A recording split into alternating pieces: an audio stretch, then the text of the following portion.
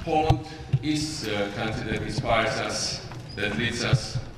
We always were looking at Poland for example, for guidance, for support, but also for inspiration. And yesterday we were talking with Bogdan and several other senators here about what was the example of Poland for us. And in fact, we discovered that there are many parallels of the reform that happened in Poland in the 90s and later with what happened in Georgia, what comes with fast modernization, what comes with fast changes, how society can catch up with it, and what are the repercussions for those who do the reforms. And it's a great event of history, the collapse of empires opened space for Poland to become one of the leading countries in Europe. And that's exactly what I think, that there is Polish role cannot be replaced. And if this our part of Europe has to come up, it can only become coming up with Poland taking its role of leadership in our part of the world. And there is no alternative to Polish leadership for Eastern Partnership and for new horizons for that without which Europe cannot go further. So, Eastern Partnership, which is of course Polish and Swedish initiative, it was a very important breakthrough, geopolitical one for the whole region. It came immediately in the aftermath of Russian invasion of Georgia, and it was turning time from post-Soviet countries. Because on the one hand, some of us are no longer members of CIS. We, Georgia, left the CIS. Now, we still have countries that are CIS, but I've been to CIS summits and I know, they make no sense. Because, it's usually a very formal union where there are no serious substantial discussions, no bilateral contacts, no, real decisions. It's just a club to keep visibility that, Soviet Union in some other form kind of continues to exist. So, from that point of view, we need another venue, and there's a big gray zone on this flank of Europe where all these countries can come together, exchange experiences, talk about each other's problems. And from this point of view, it's very important to understand that it's starting to pick up the pace.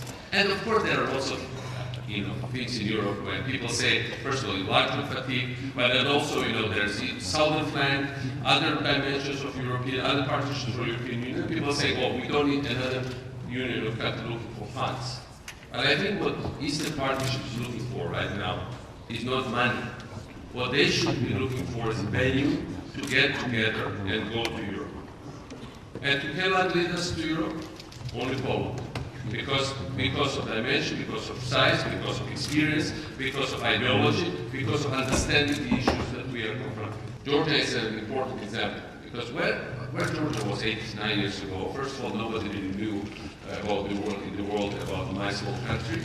Of course, Poles knew because of great history and experience, but very few other people ever took notice that we existed. The way Georgia was transformed for the last 8 years is an amazing example of what could be done in the most hopeless situations. For a small country, benchmarks will matter. And benchmarks are amazing where we were. We were one of the most corrupt countries in Europe. According to the European Union's last year's study, we were the least corrupt country in Europe. Transparency International also finally put us on the list of countries mostly free of corruption. In terms of crime rate, for the last 4 years, Georgia is the safest country in Europe, safer than in Iceland or some other island nations. Georgia has become the easiest place to do business on World Bank list in Europe, one of the easiest in Europe, easiest in Central and Eastern Europe, because and this is the first time ever a developing country made the top 10 on World Bank doing listed business list. We are among top 10, we are number 9. It's headed by Singapore, Hong Kong, and US, UK, but just before us is Denmark, and after us is Australia, and then Iceland, and there's Germany, I think, etc., etc. So, and that's an important benchmark. Despite economic embargoes and all the other problems we confronted, Georgia managed to become energy independent because we started generating enough hydropower to, have electricity for the country to sell it for the last 8 years, and we switched to Azeri gas supplies with several other possible alternatives also existing. And we had double-digit growth at average for the 4 years before crisis and before Russian invasion. And immediately in the aftermath, if you take last 3 years, we had 2 years ago 6.7% growth, 7% growth last year, and then 8% growth this year. In terms of reduction poverty went down from 52% down to 18. And there are many other benchmarks that really showed how Georgia performed for all these years. Now, of course, having said all that, it takes generations to do mental change as well, to do the transformation and of course, what we did was a big mental breakthrough, but ultimately, with the speed that we were developing of, say, Singapore in the 70s or early 80s or South Korea, we just forgot to have one thing, what Singapore and South Korea had, to have authoritarian and democratic regime. I mean, we had democracy, and it clearly proved itself when we had free and fair elections all the time, and finally, at one of free and fair elections, the government that did all this was voted out. But I don't look at it as a tragedy, because I believe that that's the force of democracy, that people talk with their own experiences and they change with it, and they learn with their own errors and trials, and that's normal. And every nation will have ups and downs, and there will be no real development without some kind of, going back and solve some issues, but then again going forward. That's how democracies and European democracies should develop, and that's what makes them sustainable. That's why this model is appealing. And of course, if you look at our part of the world, there was this amazing example of Georgian reforms for all around us. Any cab driver in Kiev would start talking to you about how great Georgia had been for the last several years, but you can go from him and then to President and Prime Minister Medvedev several times publicly had to say this year that yes, Georgia reforms are great, and we have to learn from them, we have to apply them in Russia, even if we hate Saakashvili. And this is an amazing irony, because 4 years after they said that Georgia as a country should disappear, and the Georgian government should be dead, and Georgian president is a cadaver, 4 years later they say, oh, by the way, we should learn from him how to rule our own country. And that really shows what happened. So, but of course, when our government lost election, then Vladimir Putin would have been very happy, because he would consider it as his own victory. But it should be a very premature happiness, because Georgia has set example for modernizing reforms, for establishing law and order, but we also will show example for democracy and for transition and for what it means to stay as a democracy despite all the trials and errors. And that will be the ultimate nightmare for every authoritarian ruler in our part of the world. So from that point of view, I think what is really happening in our part of the world overall is Europe. Europe is one region, and there is more and more Europe in this region. I'm just coming from Ukraine, where we have nice exchange with lots of Ukrainian politicians. And every time I go there, and I know Ukraine very well, I lived there for 7 years, it's becoming very European, more and more. And this is the case with many other places around us.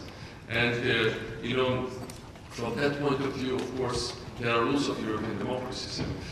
President Kwasniewski once said, in every European democracy, you should have one prime minister, one president, lots of ex-prime ministers, lots of ex-presidents, none of them in prison or killed.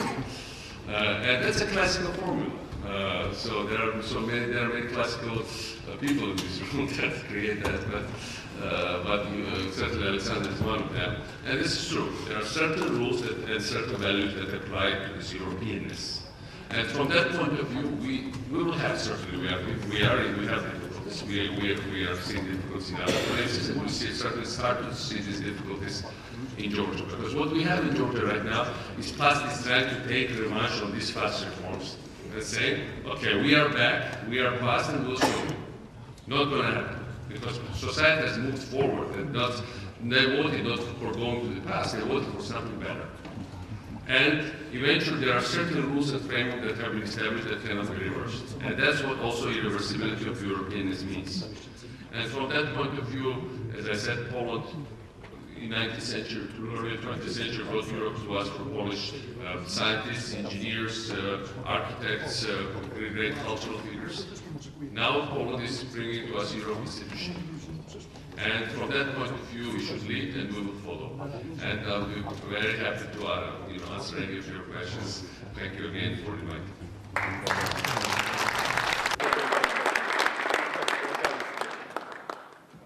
Well, probably the one which is close to what we were doing at the Institute for years and years, prospects of, well, I'm not talking about membership, but of having an Atlantic Alliance as a kind of stabilizer, as a kind of a security guarantee in that part of the region where your country lies. And probably that would be the first. And what's your personal opinion, Mr. President? Because I missed the opportunity to ask that question, Assistant Secretary General of NATO. What's your, I would say, opinion as to the prospect of NATO involvement into somehow managing the Syrian crisis?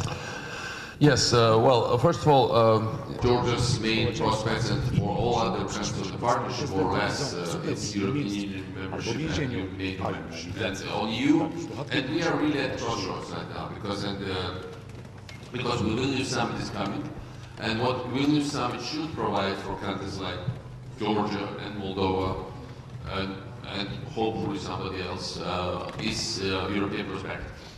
And we are finalizing the CFTA. We are doing final touches of association agreement. We will get very soon a roadmap for visa liberalization.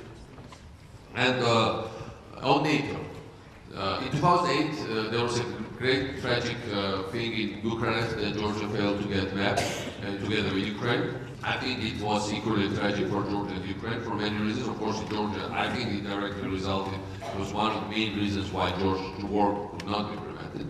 But we got this inscription that Ukraine and Georgia will become members of NATO.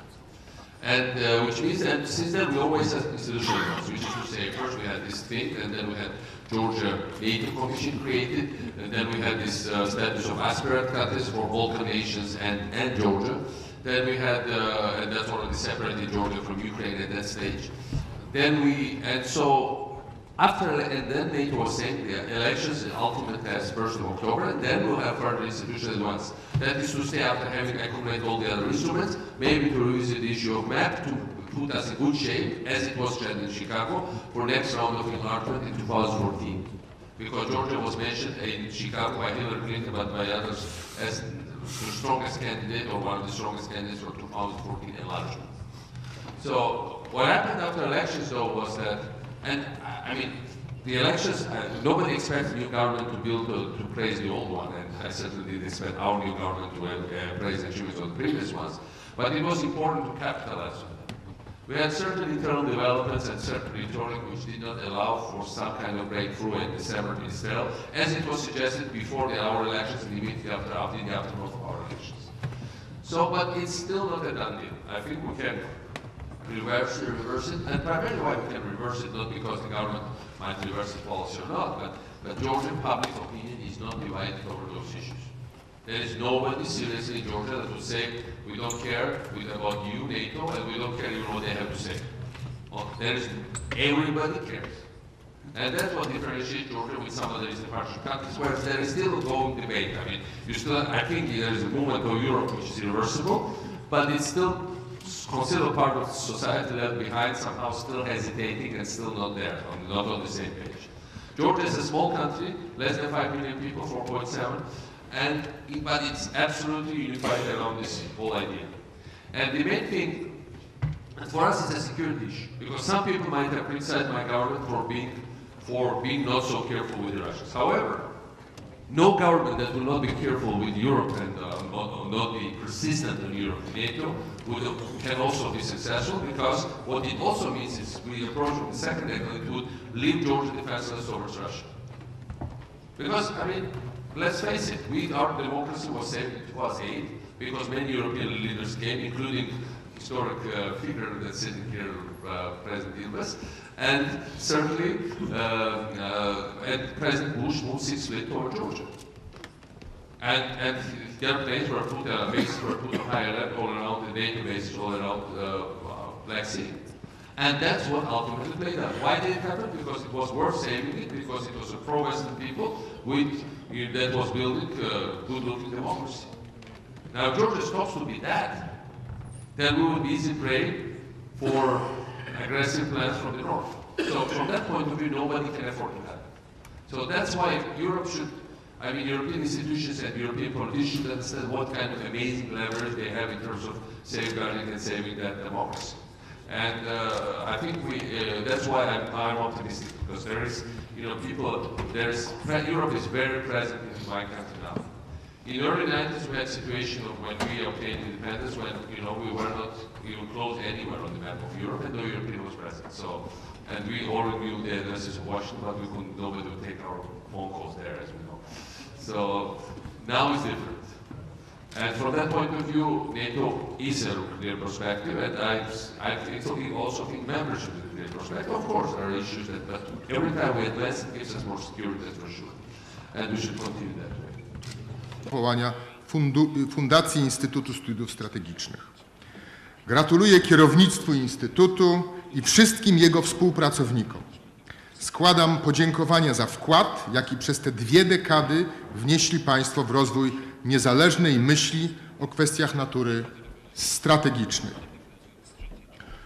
Od chwili założenia Instytut aktywnie brał udział w debacie na temat bezpieczeństwa Rzeczpospolitej. Jednym z wiodących programów realizowanych przez ISS jest Polska Polityka Wschodnia.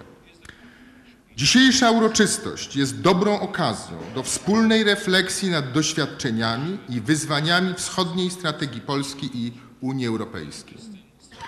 The recent elections in Georgia, for example, were an historic moment in that country's democratic development. Georgia completed free and peaceful parliamentary elections, and it is now important that all sides work together for the good of the country and to further consolidate reforms in democratic institutions. And we just had a meeting of the NATO Georgia Commission when foreign ministers met, and there was a good debate about this.